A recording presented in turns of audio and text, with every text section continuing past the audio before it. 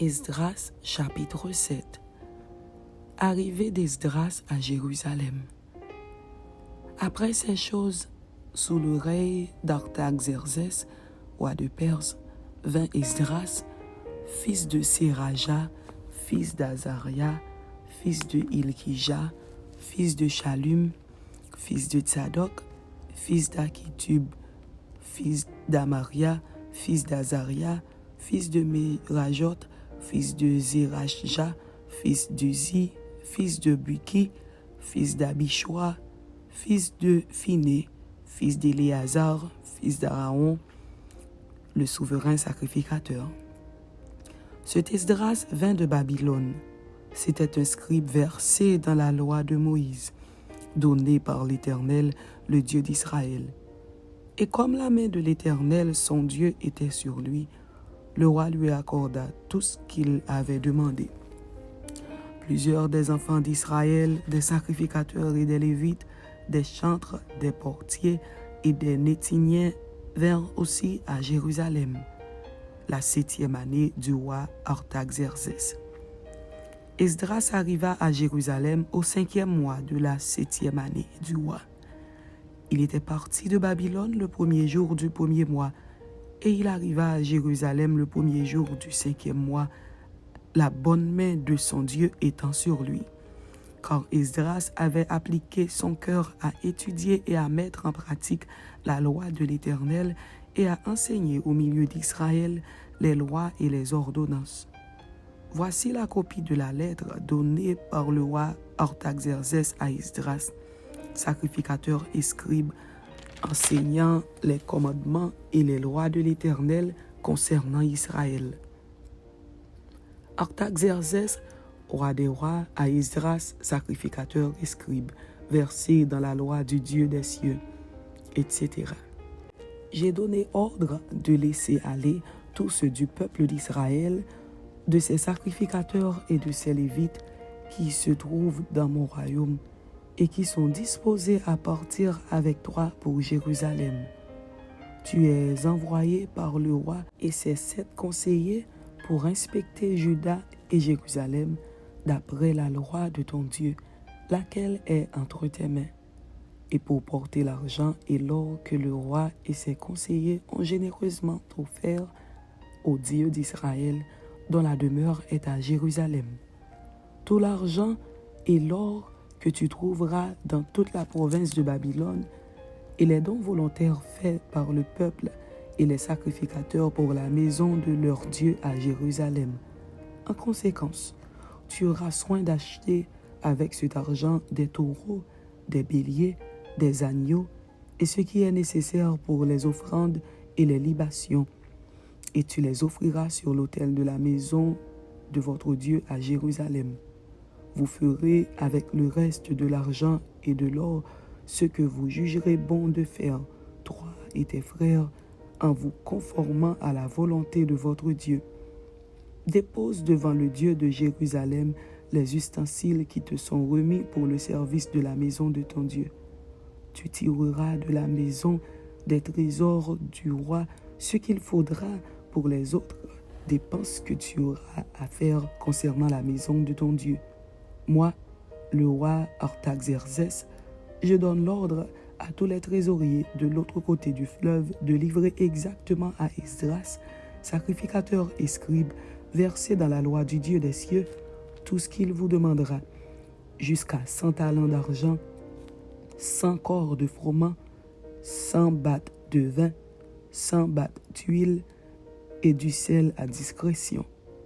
Que tout ce qui est ordonné par le Dieu des cieux se fasse ponctuellement pour la maison du Dieu des cieux, afin que sa colère ne soit pas sur le royaume, soit sur le roi et sur ses fils.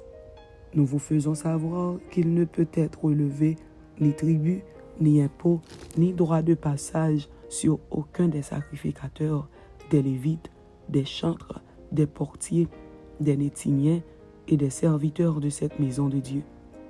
Et toi, Esdras, selon la sagesse de Dieu que tu possèdes, établis des juges et des magistrats qui rendent la justice à tout le peuple de l'autre côté du fleuve, à tous ceux qui connaissent les lois de ton Dieu, et fais-les connaître à ceux qui ne les connaissent pas. Quiconque n'observera pas ponctuellement la loi de ton Dieu et la loi du roi sera condamné à la mort, au bannissement et à une amende ou à la prison. Béni soit l'Éternel, le Dieu de nos pères, qui a disposé le cœur du roi à glorifier ainsi la maison de l'Éternel à Jérusalem, et qui m'a rendu l'objet de la bienveillance du roi, de ses conseillers et de tous ses puissants chefs. Fortifié par la main de l'Éternel, mon Dieu, qui était sur moi, j'ai rassemblé les chefs d'Israël afin qu'ils partissent avec moi.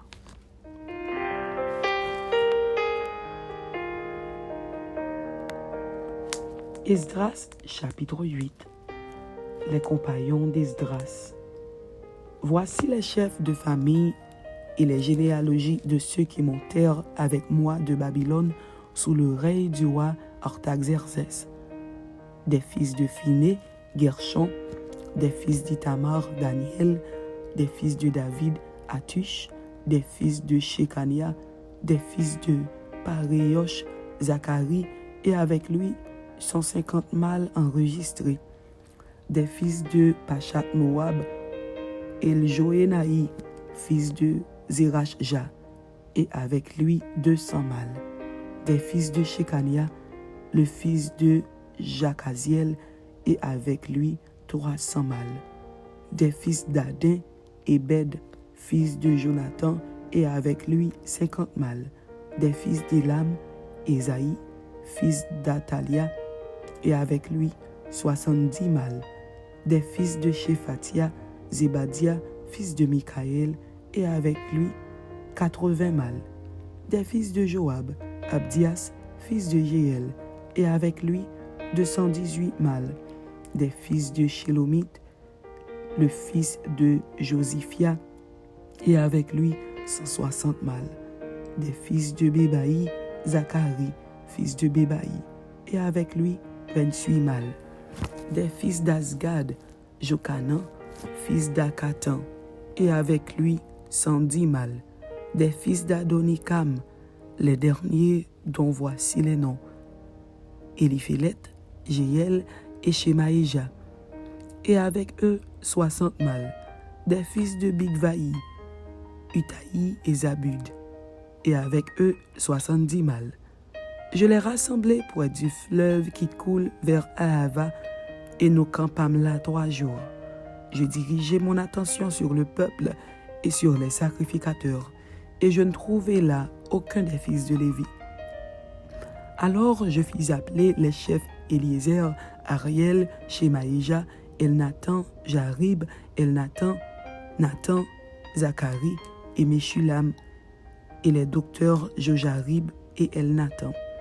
Je les envoyai vers le chef Iddo, demeurant à Casiphia, et je mis dans leur bouche ce qu'ils devaient dire à Iddo et à ses frères les Nétiniens qui étaient à Casiphia, afin qu'ils nous amenassent des serviteurs pour la maison de notre Dieu. Et comme la bonne main de notre Dieu était sur nous, ils nous amenèrent Chéribia, homme de sens, d'entre les fils de Macli, fils de Lévi, fils d'Israël, et avec lui ses fils et ses frères, au nombre de 18.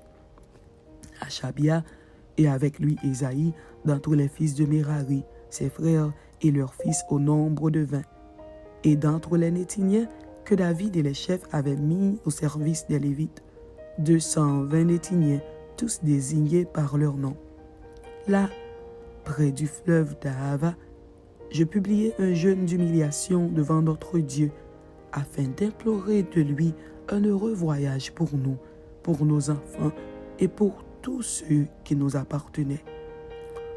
J'aurais eu honte de demander au roi une escorte et des cavaliers pour nous protéger contre l'ennemi pendant la route, car nous avions dit au roi: la main de notre Dieu est pour leur bien sur tous ceux qui le cherchent, mais sa force et sa colère sont sur tous ceux qui l'abandonnent.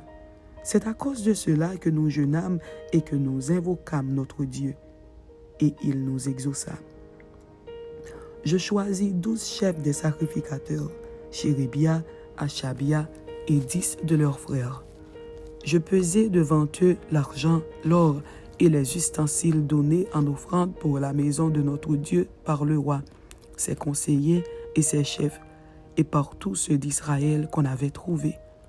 Je remis entre leurs mains 650 talents d'argent, des ustensiles d'argent pour 100 talents d'or, 20 coupes d'or valant 1000 darics, et 2 vases d'un bel airain poli, aussi précieux que l'or.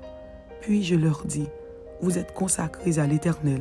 Ces ustensiles sont des choses saintes, et cet argent et cet or sont une offrande volontaire à l'Éternel, le Dieu de vos pères. Soyez vigilants et prenez cela sous votre garde, jusqu'à ce que vous le pesiez devant les chefs des sacrificateurs et les Lévites, et devant les chefs de famille d'Israël à Jérusalem, dans les chambres de la maison de l'Éternel. Et les sacrificateurs et les Lévites reçurent au poids l'argent, l'or et les ustensiles pour les porter à Jérusalem dans la maison de notre Dieu. Nous partîmes du fleuve d'Ahava pour nous rendre à Jérusalem le 12e jour du 1er mois. La main de notre Dieu fut sur nous et nous préserva des attaques de l'ennemi et de toute embûche pendant la route. Nous arrivâmes à Jérusalem et nous nous y reposâmes 3 jours. Le 4e jour, nous pesâmes dans la maison de notre Dieu l'argent, l'or et les ustensiles que nous remîmes à Mérémoth, fils d'Uri, le sacrificateur. Il y avait avec lui Éléazar, fils de Phiné, et avec eux les Lévites Josabad, fils de Josué, et Noadia, fils de Binui. Le tout ayant été vérifié, soit pour le nombre, soit pour le poids, on mit alors par écrit le poids du tout. Les fils de la captivité revenus de l'exil offrirent en holocauste au Dieu d'Israël 12 taureaux pour tout Israël, 96 béliers, 77 agneaux et 12 boucs comme victime expiatoire, le tout en holocauste à l'Éternel. Ils transmirent les ordres du roi aux satrapes du roi et aux gouverneurs de ce côté du fleuve, lesquels honorèrent le peuple et la maison de Dieu. Amen. C'était Esdras chapitre 7 et Esdras chapitre 8. Que Dieu vous bénisse. Amen.